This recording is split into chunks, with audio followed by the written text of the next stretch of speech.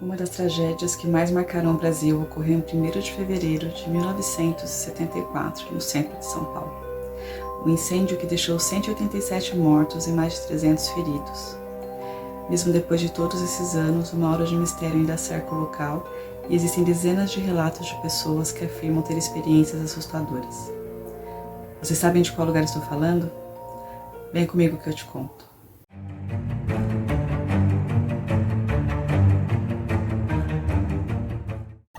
Oi, meu nome é André Nascimento, esse é o canal Momento Mistério e hoje vamos falar sobre os relatos de atividades paranormais que acontecem no edifício Praça da Bandeira ou o antigo edifício Joelma.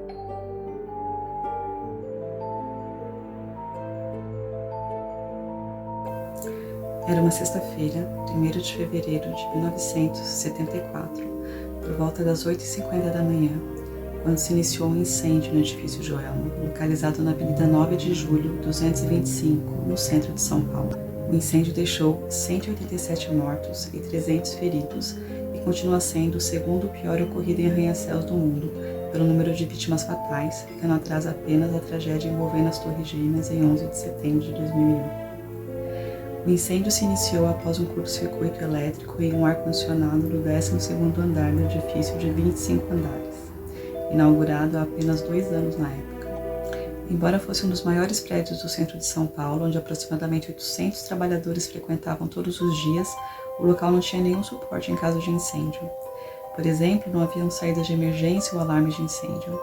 Além disso, as divisórias das salas e escritórios do edifício eram compostas de diversos materiais inflamáveis, como móveis de madeira, carpetes, cortinas e forros internos de fibra sintética, o que fez com que o fogo se alastrasse muito rápido. O corpo de bombeiros demorou cerca de 20 minutos para chegar no prédio. Infelizmente, por conta dessa demora, o fogo atingiu os andares superiores. Os que estavam no 11º andar tiveram tempo de escapar das chamas e fumaça. Porém, os que estavam nos andares acima encontraram muitas dificuldades.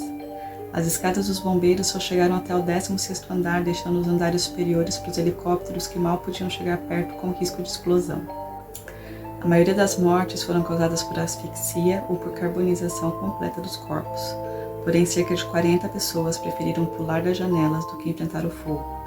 Nenhum deles sobreviveu. Passados muitos anos da tragédia, o antigo edifício Joelma foi reformado e reinaugurado em setembro de 1978, sendo batizado com o nome de Edifício Praça da Bandeira, disponibilizando para aluguel várias salas para escritório e empresas. No entanto, pessoas que frequentam o local relatam fatos estranhos e sombrios no interior do edifício, como os que veremos a seguir. De acordo com testemunhas que trabalham no local, os acontecimentos sobrenaturais mais comuns são os sussurros e gritos de dor que perseguem os funcionários, além de presenciar espíritos e fenômenos estranhos como os faróis dos carros que piscam freneticamente no estacionamento do prédio.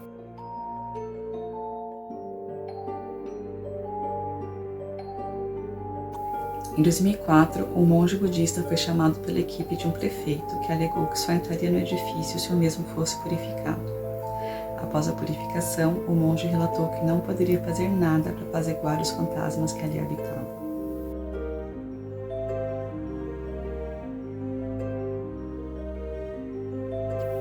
Imagine fazer fotos de cadáveres e, quando reveladas, elas simplesmente desaparecerem da imagem. Foi isso que aconteceu com uma das peritas que investigou o incêndio no Joelma. A história é contada por um ex-auditor que esteve no edifício em 2 de fevereiro de 74, um dia depois da tragédia. Ele ainda relembra os pedaços de corpos espalhados por todos os cantos. Você percebia um corpo inteiro, mas quando virava para vê-lo, encontrava apenas a metade. Meses depois, ele encontrou a perita que fez a revelação sobrenatural. Muitas fotos tiradas de corpos e objetos, quando reveladas, apareceram vazias. Ao chegar ao 19º andar, uma cena marcaria para sempre a vida desse senhor. No banheiro, 2 moças estavam mortas em pé, abraçadas e coladas. Não tinham cabelos nem roupas.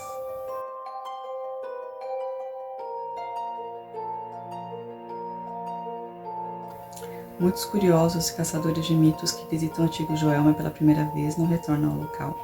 E tem motivos para isso. Em uma noite de sábado, um casal de estudantes chegou ao edifício para um trabalho escolar. O funcionário que os atendeu não se importou que eles acessassem os primeiros andares e acompanhou o trajeto pelas câmeras. Mas algo estranho aconteceu. Nas imagens havia uma terceira pessoa. Era uma sombra que lembrava um humano. Tenho acesso ao espelho do elevador e na hora que eles entraram, a mesma sombra escura segurava a porta, lembro. Quando o casal retornou ao térreo, o funcionário descreveu o fantasma para eles. A dupla ficou apavorada e deixou o prédio o mais rápido possível. Ao rever as imagens, o rapaz conta que a assombração não apareceu em nenhuma filmagem.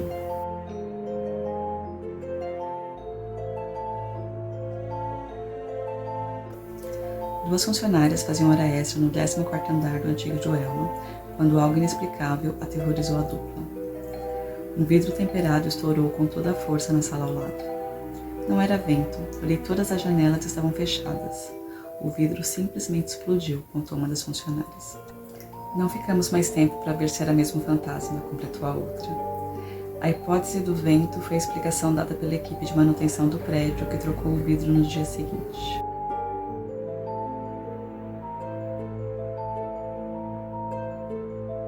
Um homem misterioso com várias chaves desapareceu diante dos olhos de dois rapazes no antigo Joelma.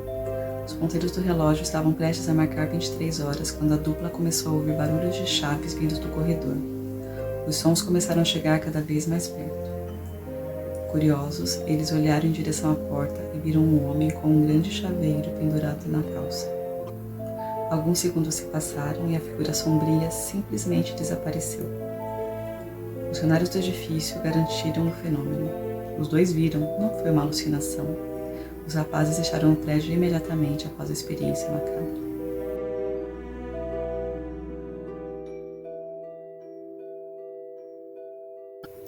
Gravaram um documentário estilo Bruxa de Blair durante uma noite no antigo edifício Joelma para um trabalho de faculdade. Essa foi a ideia promissora de um publicitário. Ao explicar a ideia nas redes sociais, o rapaz foi desencorajado a pernoitar no lugar mal assombrado. Não mexa com isso, avisou uma pessoa que tinha conhecimento dos fenômenos sobrenaturais do prédio. O rapaz não deu ouvidos e insistiu que lhe passassem algum contato do local da tragédia. Ao ligar, foi informado que fotos e filmagens no interior do edifício eram proibidas.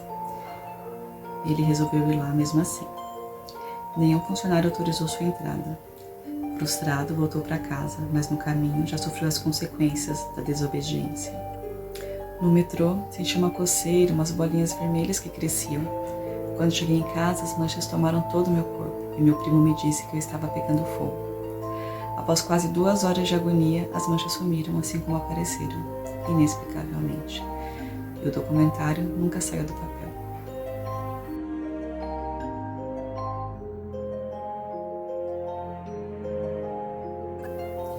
Uma das vítimas do Joelma foi a digitadora Valquimar Carvalho dos Santos, que trabalhava no 23º andar. Ela e seus colegas tentaram sair do prédio, mas foram barrados por outros que também tentavam se salvar. A história ficou conhecida devido a uma carta dela, psicografada por Chico Xavier e publicada no livro Somos 6. Durante as filmagens do longa Joelma, 23º andar, baseado no livro, membros da equipe relataram ruídos misteriosos, refletores caindo sem motivo aparente e até o registro sobrenatural em uma fotografia. A imagem do momento em que os atores gravavam uma cena crucial quando as personagens eram atingidas pelas chamas de uma forma transparente. Ninguém soube explicar o que seria aquela sombra. Alguns acreditam que seja o espírito de uma mulher que morreu durante o incêndio.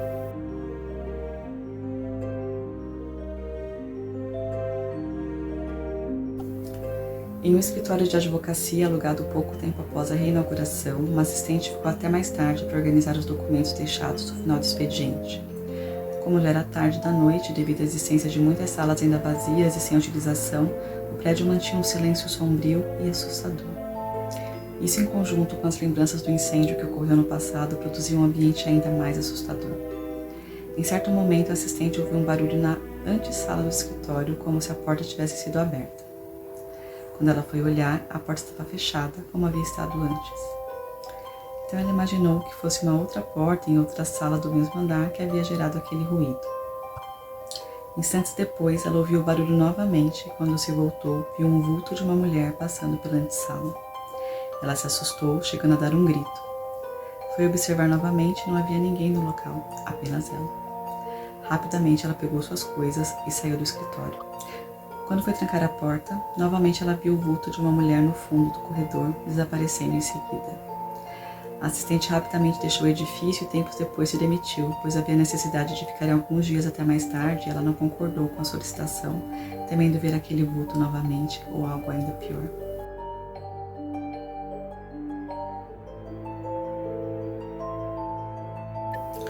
O entregador relata: havia chegado com minha perua Kombi no subsolo do edifício Praça da Bandeira para entrega de algumas encomendas, isso aproximadamente às 20 horas. Estacionei como de costume, sendo que meu ajudante retirou as encomendas da perua para entregá-las no local solicitado. Permaneci então ali dentro da perua sozinho, aguardando o retorno do ajudante para irmos embora. Algum tempo depois, como que por espanto, vi surgir no fundo do estacionamento uma mulher vestida toda de branco, sendo que ela veio se deslocando em direção à minha perua. Nesse momento notei que ela não estava caminhando, e sim flutuando a alguns centímetros do chão, indo em direção à outra parede do estacionamento, desaparecendo em seguida. Saí então da perua e subi até o andar onde estava meu ajudante e contei para ele o acontecido, saindo em seguida rapidamente do edifício. Hoje, evito de todas as maneiras fazer entregas à noite naquele local.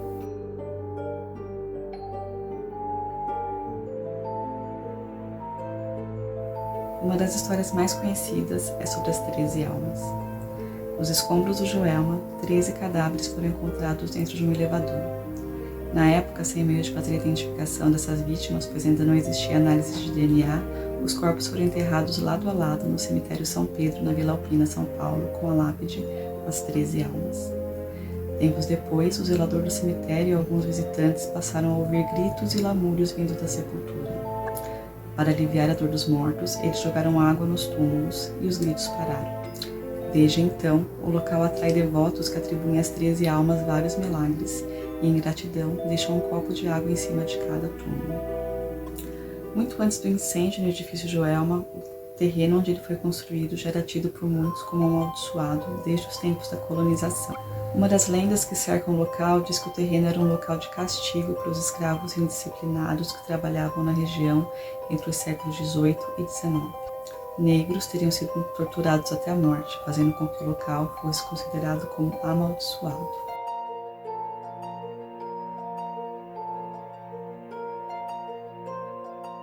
Mas um outro caso que chocou São Paulo ocorreu no local alguns anos antes do incêndio. No mesmo terreno em que o prédio viria a ser construído, havia uma casa de propriedade de Paulo Ferreira de Camargo, de 26 anos. A residência, apesar de simples, ficava em uma boa localização de São Paulo, além de dividir a vizinhança com o Teatro Municipal, um dos cartões postais da cidade. Parecia realmente ser um ótimo lugar para se morar e construir uma vida. Porém, um ato de crueldade viria a marcar o terreno por anos. Camargo morava com sua mãe, Benedita Camargo, e suas duas irmãs, Maria Antonieta e Cordélia. O jovem, que tinha se formado há pouco tempo em Química pela USP, despertava estranheza em seus vizinhos por conta de seus comportamentos. Tudo piorou em novembro de 1948, quando de repente ele informou para os amigos, vizinhos e familiares que em uma viagem para o Paraná, o carro que transportava sua mãe e suas irmãs havia caído em um penhasco e que as 3 haviam morrido. No entanto, algumas pessoas começaram a desconfiar da história, pois Paulo contava detalhes sempre com pontos diferentes. Além disso, não havia informações reais e concretas sobre o acidente, além de não ter corpos para comprovar. Outro ponto que chamou a atenção foi o comportamento do homem, que parecia não se importar com as mortes. E as pessoas estavam certas, a história dele não era real. Segundo algumas informações, Paulo Camargo estava vivendo um desentendimento com sua mãe por conta de um novo relacionamento que não era aprovado pela matriarca Benedita e pelas irmãs. Foi a partir disso que seu comportamento começou a mudar. Além de parecer deprimido e ainda mais retraído, Paulo chamava a atenção de seus colegas professores da faculdade com perguntas não muito convencionais, como, por exemplo, quais materiais eram mais eficientes para decompor um corpo. Logo após isso, Camargo chamou 2 funcionários e começou a construção de um poço. Sua mãe achou estranho e não entendeu o motivo pelo qual o filho estava construindo aquilo. Quando o poço foi finalmente finalizado, Paulo Camargo atirou na mãe e nas irmãs a sangue frio, as matando.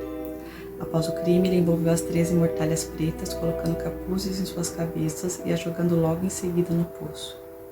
19 dias depois, a polícia foi até a casa do rapaz para investigação e ouviu piadas como: Vocês cavalheiros acreditam que sou louco, que sou perturbado o suficiente para ter matado a minha mãe e as irmãs enterrado no meu quintal? Minha casa é toda sua. Sabendo o desfecho que provavelmente iria ser descoberto naquele dia, Paulo não esperou ser desmascarado. O homem se trancou no banheiro e, com a arma que tirou a vida da mãe e das irmãs, atirou no próprio peito. Além das 4 mortes, o crime ainda provocou indiretamente mais uma.